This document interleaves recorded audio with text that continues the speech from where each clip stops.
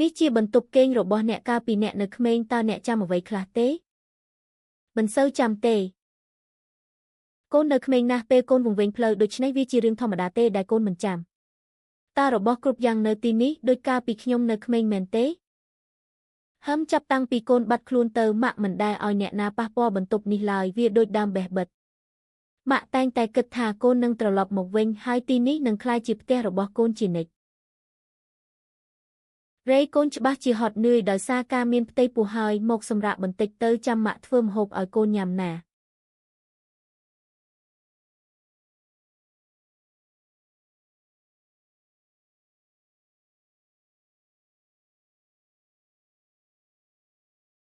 អ្នកស្រី Smith នេះវាច្រើនពេកហើយមិនច្រើនទេខ្ញុំរៀបចំរបស់ទាំងនេះជាពិសេសសម្រាប់រ៉េខ្ញុំទិញផ្ទះឲ្យគាត់រាល់ឆ្នាំនៅថ្ងៃខួបកំណើតដូច្នេះឥឡូវនេះគាត់មានទ្រព្យសម្បត្តិ8កន្លែងហើយខ្ញុំចង់ចែករំលែកភាគហ៊ុនក្រុមហ៊ុនខ្លះឲ្យគាត់ដែរ Ray បានទ្រាំទ្រច្រើនណាស់ប៉ុន្មានឆ្នាំមកនេះយើងគួរតែផ្ដល់ឲ្យគាត់បន្ថែមទៀតខ្ញុំនឹងប្រគល់គ្រឿងអលង្ការទាំងអស់របស់ខ្ញុំទៅ Ray ដែលពួកវាប្រហែលជាមានតម្លៃ200ឬ300លានដុល្លារ Sophie ខ្ញុំចង់និយាយថា Ray នឹងមិនពិបាកទេបើការជាមួយខ្ញុំយ៉ាងណាមិញយើងមានទ្រព្យសម្បត្តិច្រើនណាស់អ្វីដែលនាងទទួលបានពីកូនជារឿងមួយចំណែកកាដូរបស់ម៉ាក់សម្រាប់នាងជារឿងមួយផ្សេងទៀតតើម៉ាក់មិនបាននិយាយថាគ្រឿងអលង្ការទាំងនោះសម្រាប់កូនទេឈួតមែន Ray ចិត្តរៀបការហើយម៉ាក់នឹងឲ្យនាងមុនហើយចាំទិញឲ្យកូនបន្ថែមទៀតនៅពេលក្រោយពិតប្រាកដណាស់ហើយ Brad មកអង្គុយសិនមក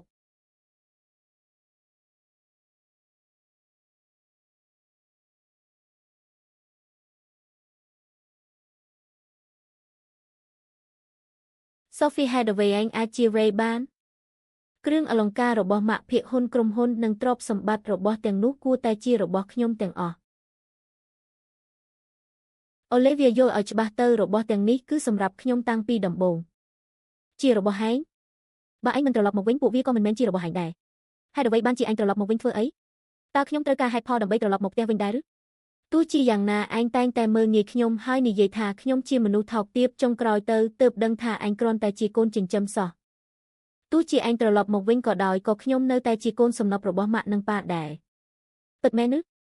គ្រាន់តែដោយសារឯងជាគ្រួសារ Smith ឯងបានព្យាយាមបើកឡានបុក Tommy ហើយមិនព្រមសងសំណងឯងព្យាយាមធ្វើបាបកូនប្រុសខ្ញុំជាច្រើនដងបើខ្ញុំប្រាប់ម៉ាក់និងប៉ាពីរឿងនេះតើឯងគិតថាពួកគាត់នៅតែស្រឡាញ់ឯងទៀតទេ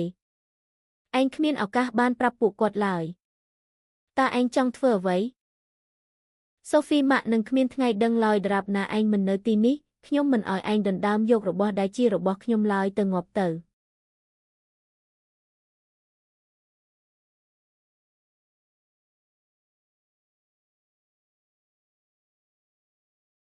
អូ Olivia មានរឿងអីហ្នឹង Olivia កូនមិនអីទេហេម៉ាក់នាងបានរុញខ្ញុំ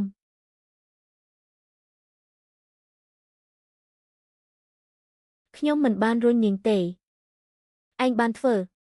ឯងស្អប់ខ្ញុំដែលដណ្ដើមកន្លែងរបស់ឯងហើយឯងបានរុញខ្ញុំធ្លាក់ពីលើជណ្ដាលគ្រាន់តែដោយសារខ្ញុំតបសម្ដីវិញ Ray ហេតុអ្វីបានជាឯងនៅតែច្រណែនខ្ញុំទៀតទាំងដែលឯងមានអ្វីគ្រប់យ៉ាងទៅហើយ Olivia ការសម្ដែងរបស់ឯងស្ទើរតែធ្វើឲ្យខ្ញុំជឿទៅហើយ Sophie មានរឿងអ្វីកើតឡើងហ្នឹងអំបញ្ញមិញ Olivia បានព្យាយាមរុញខ្ញុំធ្លាក់ពីលើជណ្ដាលប្រសិនបើខ្ញុំមិនបានគេចទាន់ពេលទេខ្ញុំច្បាស់ជាត្រូវរបួសហើយ Olivia ឯងកុហកម៉ាក់កុំជឿនាងអីនាងកុហកទេនាងកំពុងព្យាយាមបង្កាច់បង្ខូចខ្ញុំ Olivia តើពេលណាទើបឯងឈប់សម្ដែង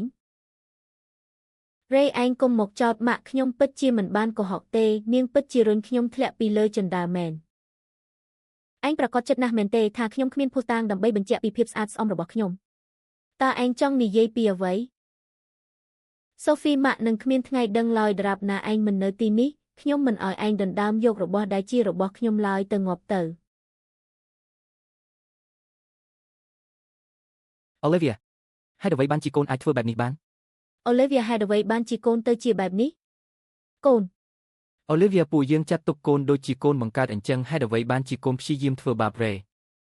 ដូច្នេះឥឡូវនេះម៉ាក់ប៉ាមាន Rachel ហើយមិនត្រូវការខ្ញុំទៀតទេមែនទេអូតើពួកយើងនិយាយបែបនោះតាំងពីពេលណាដូច្នេះដោយសារតែ Rachel តើវាល្អយ៉ាងណាទៅបើលោករកនាងមិនឃើញហេតុអ្វីបានជានាំនាងត្រឡប់មកវិញ Rachel ឯងគួរតែញាប់ទៅ អញចង់និយាយអីទៀតអ្នកស្រី Smith Ray កំពុងមានផ្ទៃពោះខ្ញុំមិនហ៊ានគិតទេថាវានឹងទៅជាយ៉ាងណាបើមិនបានដឹងមុនហើយនាងពិតជារុញវេធ្លាក់ពីលើចិន្តាមែននោះ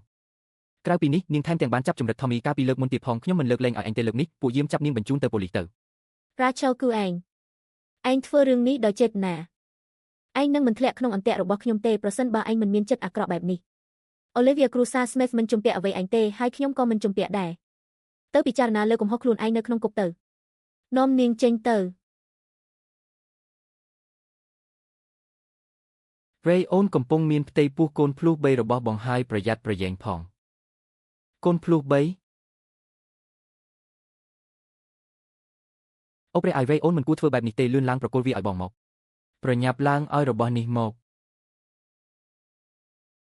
អូព្រះអើយមើលចុះពួកវាសកម្មណាស់ខ្ញុំមិនអីទេហេកុំកម្រើកអីពោះរបស់នាងធំណាស់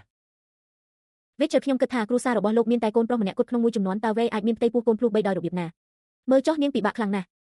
អូកុំបារម្ភអីខ្ញុំមិនអីតតែសោះខ្ញុំមានអារម្មណ៍ថាទឹកភ្លោះរបស់ខ្ញុំទើបតែបែកទៅយករថយន្តប្រញាប់ឡើងទៅយករថយន្តមកឲ្យសមមកបងជាអ្នកបើក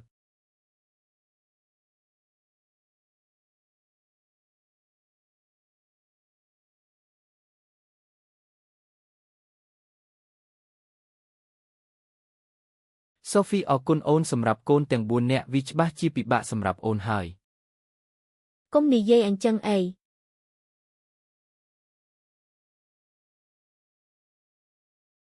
កាលពីមុនអូនធ្លាប់មានបំណងប្រាថ្នាចង់ក្លាយជាអ្នកសរសេរកម្មវិធីដ៏ជោគជ័យម្នាក់ប៉ុន្តែអូនត្រូវជាប់នៅផ្ទះដើម្បីមើលថែកូនតើបងបានបង្កបញ្ហាអ្វីដល់អូនមែនទេ